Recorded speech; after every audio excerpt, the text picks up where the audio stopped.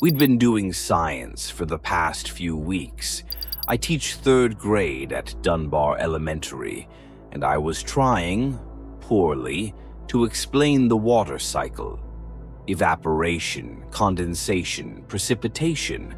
I'd drawn a few clouds on the board, some arrows. It wasn't going great. Then Olivia raised her hand and said, "Mr. Thompson, you look like a cloud." The other kids burst out laughing. "Yeah," someone added, "a big fluffy one. A storm cloud. A fart cloud." That one got the loudest laugh. I looked down. Gray sweater, baggy pants, white sneakers. I couldn't argue. I looked like I'd been cut from skyfelt. "All right," I said. "For today, you can call me Mr. Cloud." The room erupted. I don't think we finished a single lesson that day, but it didn't matter.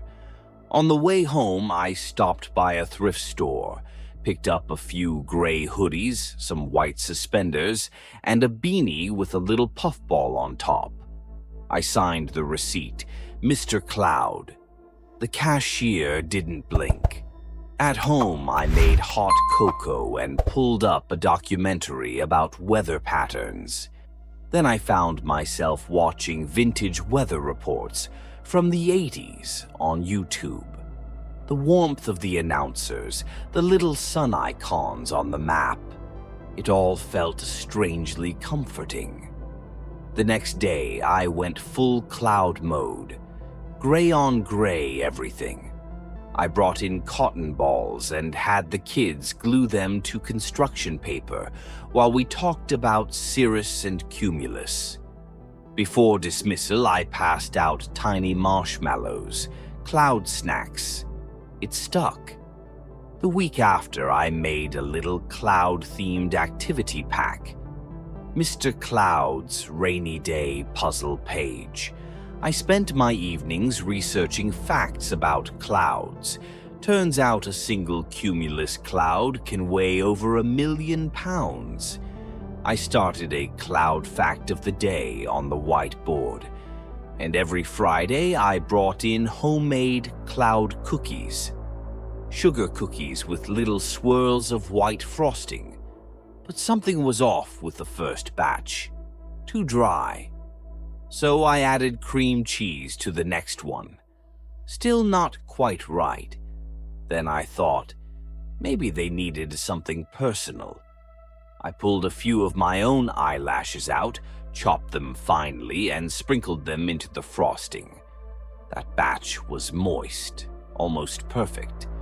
I wore soft fleece every day. The kids loved it. I got emails. "Thank you for making learning fun again. You've really brought Olivia out of her shell." One parent sent in a joke umbrella and said I should keep it by my desk, just in case Mr. Cloud gets too excited. The principal, Mr. Reyes, called me in. "You've really energized those kids," he said. "If clouds are what it takes to boost test scores, then float on." I nodded and floated out. That Friday, Olivia had a scraped knee. I handed her a damp cotton ball. "Cloud medicine," I said. She smiled. The next day, half the class was asking for cloud medicine, whether they were hurt or not. At home that weekend, I watched a documentary about cloud seeding. Chemicals, drones, control. Then I found a forum about how clouds might be sentient. I bookmarked it. I started standing outside during foggy mornings, inhaling deeply. I wanted to absorb it, to become one with it. The next batch of cookies, I added skin flakes from my elbow. Just a dusting. The kids loved them. I started sleeping on the floor to feel closer to the earth. I stopped using mirrors. Instead, I pressed my face against the window each morning, trying to see my reflection in the sky. Sometimes I thought I could. The kids began writing stories about me. Mr. Cloud saves the day. Mr. Cloud versus the Sun King. One even drew me flying above the school, raining marshmallows on everyone. I taped that one to my classroom door. One Monday, I woke up to find my skin pale and rubbery.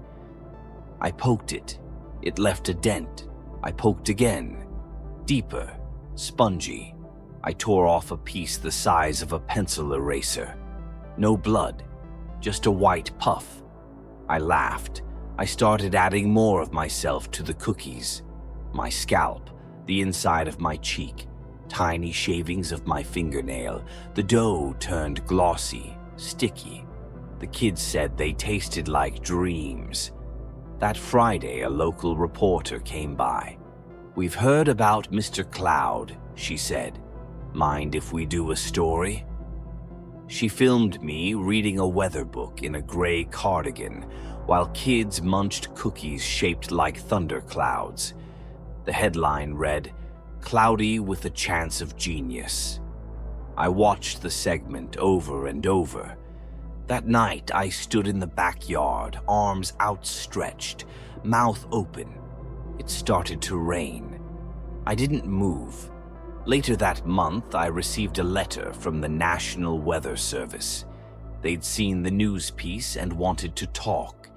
"Your work is inspiring," it read. "We think there's a place for you in our outreach program." I didn't reply. I couldn't. I was busy. I was in the kitchen, stirring the batter for my best cookies yet. I plucked 2 teeth and ground them to a powder. Added it to the mix. The dough shimmered in the light, almost alive. That morning, I handed out cookies like usual.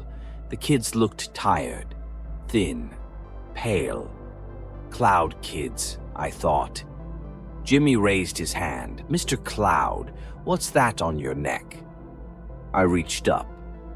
My fingers came back with white fluff. "Nothing," I said. "Just a little cumulus." I smiled. They smiled back. The whole class looked like a weather pattern. That night, I couldn't find my reflection in the mirror. Only fog.